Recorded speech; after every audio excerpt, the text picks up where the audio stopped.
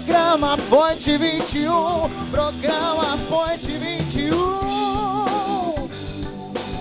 Point 21, oficina real. O que você faz quando conta uma mentirinha? Você anda contando muita mentira por aí? O povo fala e o Tchelão foi conferir. Se liga aí. Bom, a partir de agora você está olhando para o cara que ganhou o prêmio mundial, o cara mais bonito do mundo, Mr. Universo, eu, Tchelão, que aliás também ganhei um prêmio na Loteria Federal e vou rachar com todo mundo aí do Point 21, com a galera que estiver assistindo o programa, vou doar todo o meu dinheiro. Acho que já deu pra perceber que a pauta hoje é sobre mentira, né? Meu, a gente vai dar uma fuçada aí na vida das pessoas, descobrir quem anda mentindo muito, quais as mentiras que o pessoal costuma ouvir mais, e a gente vai mostrar tudo isso pra você agora aí do Point 21 Oficina. É nóis, vambora. E você costuma contar muita mentira? Não. Não tem tempo, né, pra contar mentira. Oh, agora eu gostei da desculpa, eu tô achando que isso é mentira. É verdade, é mentira. Você costuma mentir muito? Não. Nada. Não, eu minto, né? Não muito. Cara, você costuma mentir muito? Não, Só de vez em quando? só de brincadeira mesmo, assim, ó, na zoeira. A mentira que costumo mais contar pra mim, eu acho que é... Já tô chegando. Já te pegaram em alguma mentira? Não, eu odeio mentira. Não mente nunca mesmo. Posso mentir, mas mentir. Ah, não pode mentir pra televisão. Não, posso mentir, mas mentir não odeio mentira. Quem me engana, eu não gosto, eu odeio isso. Então eu faço tudo pra não mentir. Qual que é o tipo de mentira que você mais costuma ouvir? Ah, eu não sei que mentira é essa, senhor. Você costuma contar muita mentira? Às vezes a gente tem que sempre contar uma brincadeira pra se divertir, né, no meio da pinhozada, mas é sempre boa a verdade, né, que mentira não... A mentira tem as pernas curtas, né? Esse aqui é seu amigo. É meu amigo, seu Zé Carlos. Você já mentiu pra ele, tipo, chegou pra ele e falou assim, seu Zé Carlos, você é bonito. Não, se eu dissesse que ele é bonito, eu estaria mentindo, né? É melhor dizer não. Ô Zé Carlos, fala aqui, deixa eu passar pra cá. Fala um negócio, e esse aqui é seu amigo, você já mentiu muito pra ele? Não, a gente conhece há pouco tempo. É? Não deu tempo de mentir ainda? Não deu tempo ainda. A mentira da pessoa tá no lugar e te falar pelo celular que tá em outro lugar. E já te pegaram mentindo também? Já. Como que você fez pra resolver? Então, dei aquela desculpinha básica, né? Nossa, que pena. Nossa, eu acabei esquecendo. Não, é verdade. Eu achei que era. Você costuma mentir muito? Não muito, não tem esse costume. Assim, geralmente quando a mentirinha sai é uma mentira mais por necessidade, ou pela situação, ou por sacanagem mesmo. Mas pela situação, às vezes. Sem querer, assim, sai na hora, assim, uma mentirinha, mas é mais pela situação. Sim, costumo. Ela já pegou você em muita mentira? Já, bastante. E como que você fez pra resolver? Conta mentira, né? Você costuma mentir muito? Não, Já mentiu? já.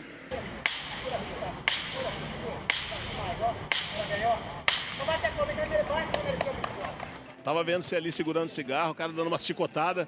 Você acreditou realmente que ele não ia acertar em você? Acreditei. Ó.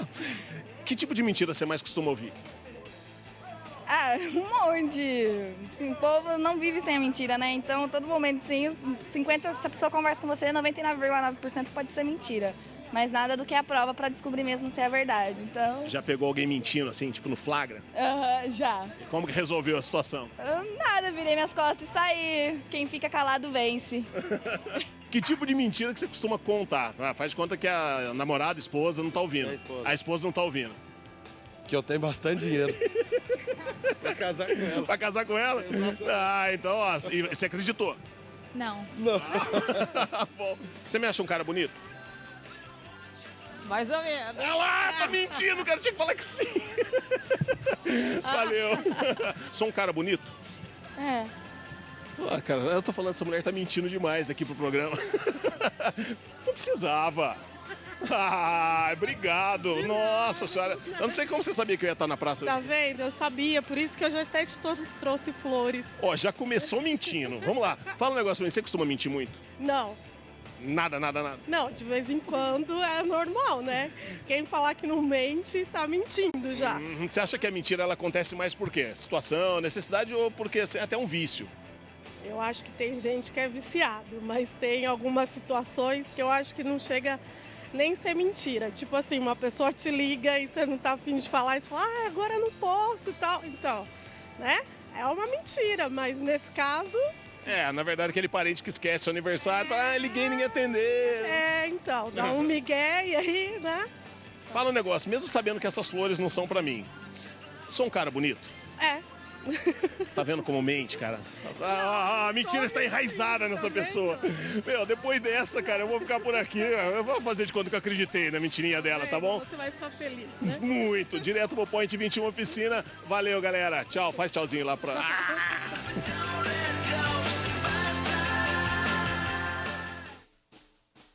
É a versão Tchelão Apaixonado.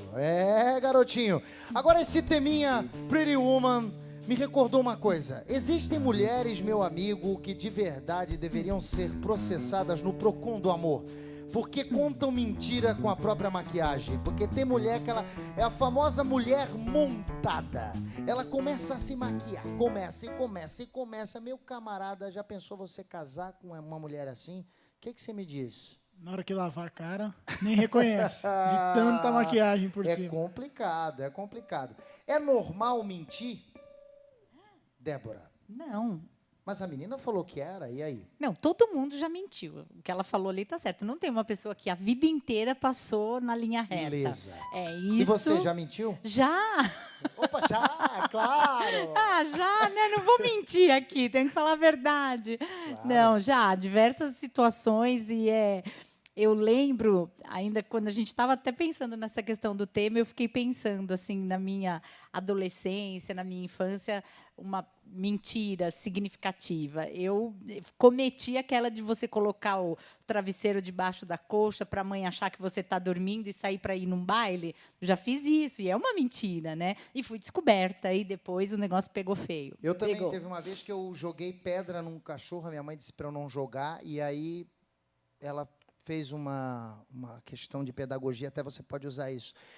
Ela juntou um monte de pedra, botou dentro da água, botou sal e fez a famosa sopa de pedra. Me fez comer pedra, não sei porquê, nunca mais joguei pedra em ninguém. Então, nunca mais contei mentira, não joguei pedra em cachorro, é claro que eu não estou indicando isso para ninguém. Mas, às vezes, a gente conta mentira. Por exemplo, uma outra coisa, eu nunca tive 11 anos. Eu sempre tive 12, vou fazer 12, ou vou fazer 14, eu tenho 16. Adolescente e criança mente muito. Doutor Sérgio Sena, como identificar nos nossos filhos, por exemplo, a mentira? Porque na infância, para conseguir certas coisas, o adolescente e a criança mentem muito, né? É verdade. E antes de falar os sinais, eu queria dizer o seguinte, que os pais precisam entender que não há mentira inocente. Não existe isso. Porque, em alguma medida, toda mentira prepara o mentiroso para mentir mais e melhor. E isso é muito importante porque isso desmistifica essa ideia de que existe algum tipo de mentira que não seria relevante. E todas elas são, óbvio, se você olhar só aquela mentirinha ali isolada, de repente você vai achar que aquilo não tem importância. Mas se você vê que o processo de se tornar um mentiroso é acumulativo, ou seja, isso ocorre ao longo de toda a história de vida, qualquer mentira bem-sucedida, sim, é relevante. Então, os sinais, em casa é muito mais fácil nós reconhecermos uma mentira numa pessoa que a gente conhece do que numa pessoa desconhecida. Por quê? Nós já conhecemos o padrão de comportamento da pessoa. Você sabe a quantidade de gestos, você sabe como a pessoa se movimenta, você sabe as posições que ela fica, você conhece a voz dela. Então, a nossa voz, por exemplo, quando nós mentimos, normalmente, nós tentamos acelerar a nossa fala. Ao mesmo tempo, nós gastamos mais tempo para falar, nós inserimos pausas. É por isso que a mãe, mesmo ao telefone, sabe que um filho pode estar mentindo. Ela conversa ao telefone com ele e ela sabe, meu filho, o que aconteceu? O que está acontecendo? Ela sabe se ele está bem, se ele está mal, ela sabe as desculpas que ele está dando. Então, a dica que eu dou para as pessoas de casa é observar o padrão dos seus filhos. Quando você vê que esse padrão comportamental não verbal mudou, ou seja, a pessoa está gesticulando mais, ela está numa posição que ela não fica, ela tenta se afastar de você, o que você faz? Ao invés de partir para cima dela e emparedar, Você tem que abrir o canal de comunicação, isso também já foi dito no programa de hoje. Você tem que abrir a comunicação, emparedar uma pessoa nunca é a melhor opção. Muito bem.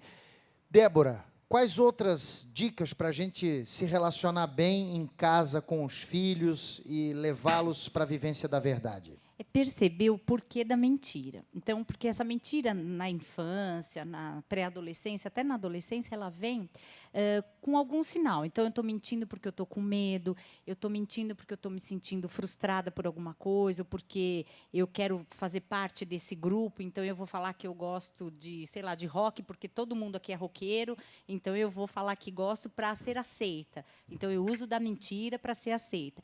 Então, a orientação aos pais é justamente isso. Observar o seu filho, perceber as situações, que aí você percebe a mentira. Você percebe que aquele comportamento dele não é natural. Eu tenho uma prática que eu usei com os meus filhos, né? Uso até hoje, mas já são grandes, eles já percebem mais.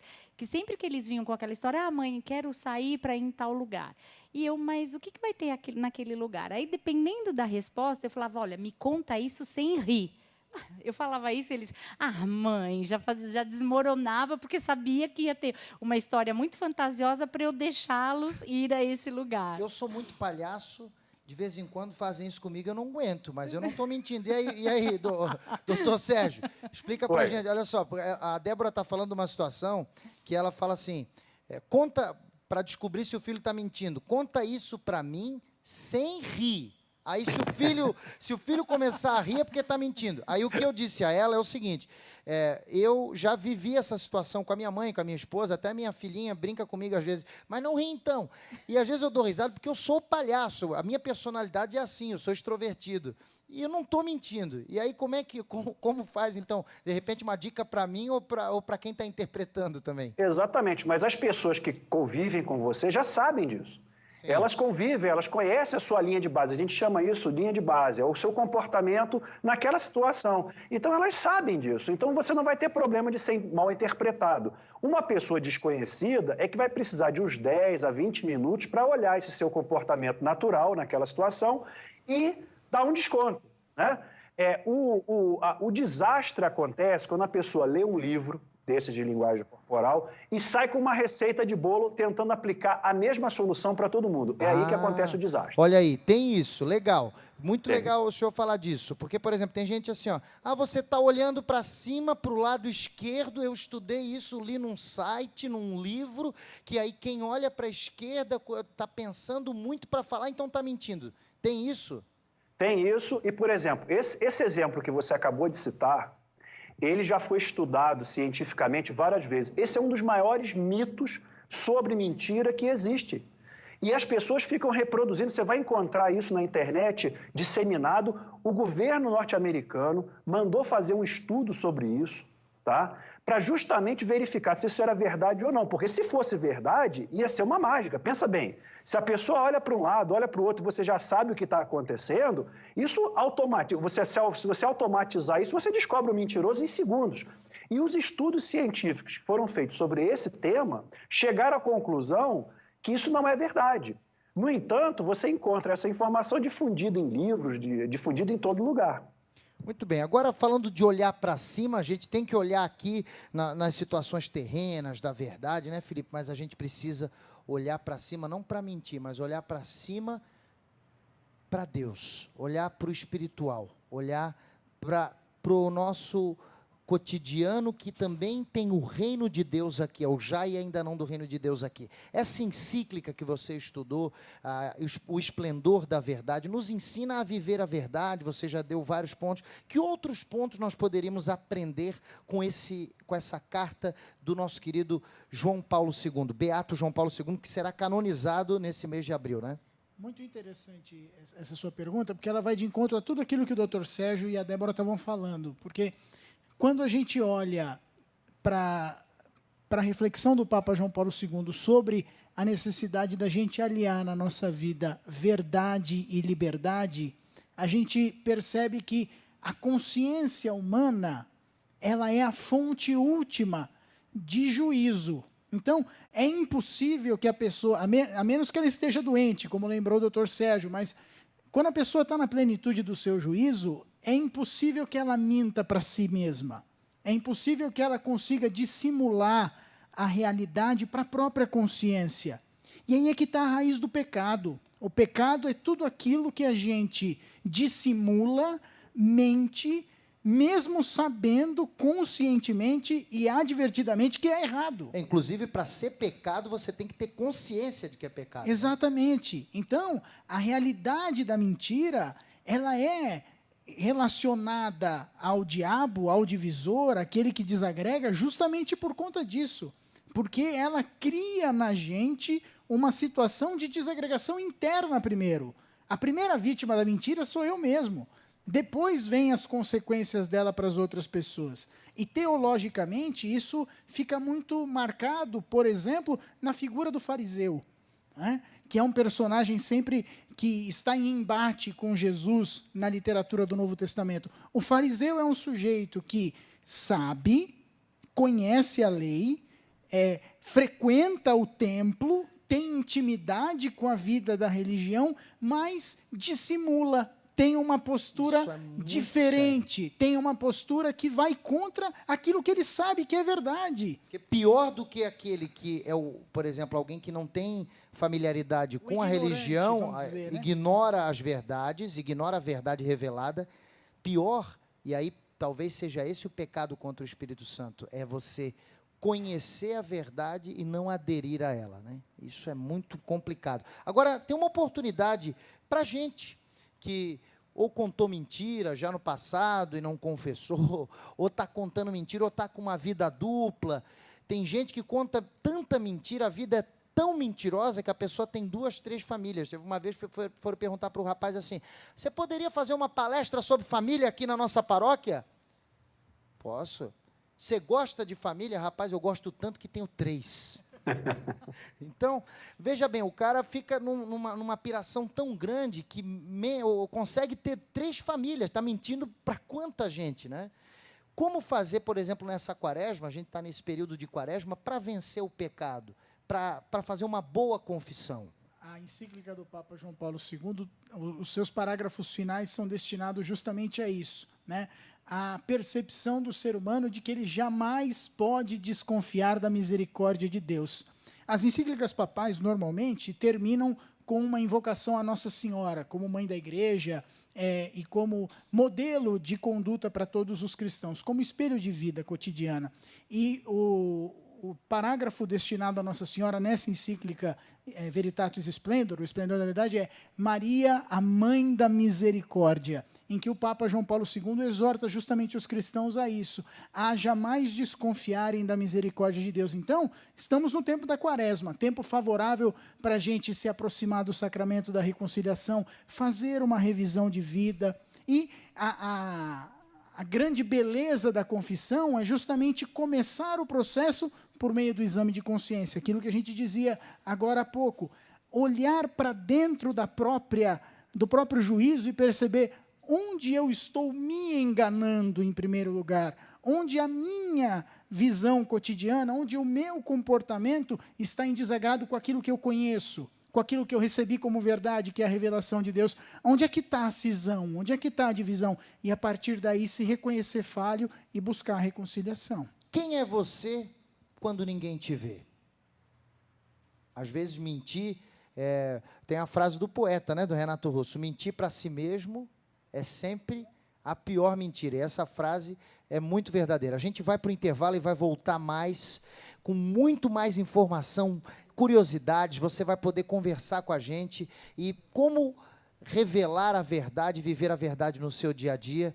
Vai ter muita coisa bacana. E prêmios, daqui a pouquinho você que participou com a gente vai receber prêmios, hein? Se liga nos prêmios, a gente vai para o intervalo só para você olhar. Olha lá, ó. Tem o livro A Igreja é Jovem e o CD Permanecer do Amor, da Banda Dom. Você que está participando com a gente no próximo bloco, participar também vai ganhar. Tem o CD Balada Santa do Padre DJ e o CD Fé Inabalável da Banda Hebron. Todos esses prêmios, daqui a pouquinho a gente vai para o intervalo e volta já. O esplendor da verdade vai te atingir.